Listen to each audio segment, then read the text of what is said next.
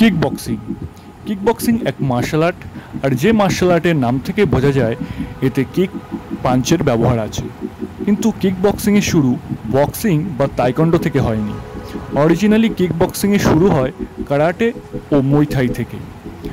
1950-এ তাৎসু ইয়ামাডা নামের এক Japanese ক্যারাটেকা karate ও মুই থাইয়ের আর্ট ফর্ম মিশিয়ে নতুন এক স্টাইল মার্শাল আর্ট ফর্মের প্ল্যানিং করে, যার নাম তিনি দেন কারাটে বক্সিং।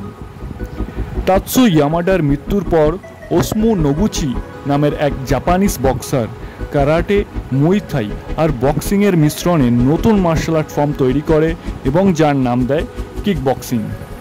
শুরুর দিকে যাকে ফুল কন্ট্যাক্ট ক্যারাটেও বলা হয়, যেহেতু সেই সময় ক্যারাটে ফুল কন্ট্যাক্ট ছিল না, কিন্তু মুই থাই ফুল কন্ট্যাক্ট ছিল। এই জন্যে এটাতে মুই থাইয়ের টেকনিকের থেকে বেশি মুই থাইয়ের রুলসকে অ্যাডাপ্ট করা হয়।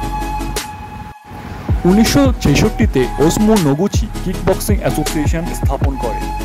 1966-এর 11 এপ্রিল জাপানের ওসাকু শহরে প্রথম কিক বক্সিংয়ের টুর্নামেন্ট হয়, আর খুব কম সময়ের মধ্যে কিক বক্সিং সারা দুনিয়াব্যাপী জনপ্রিয় হয়ে ওঠে।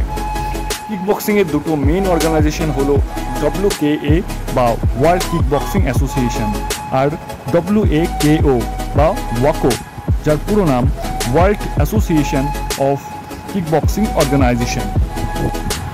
ওয়ার্ল্ড কিক বক্সিং অ্যাসোসিয়েশনের পুরো এবং official name world kickboxing and karate association, যা অ্যামেচার অ্যান্ড প্রফেশনাল কিক বক্সিংয়ের oldest, largest and most established association.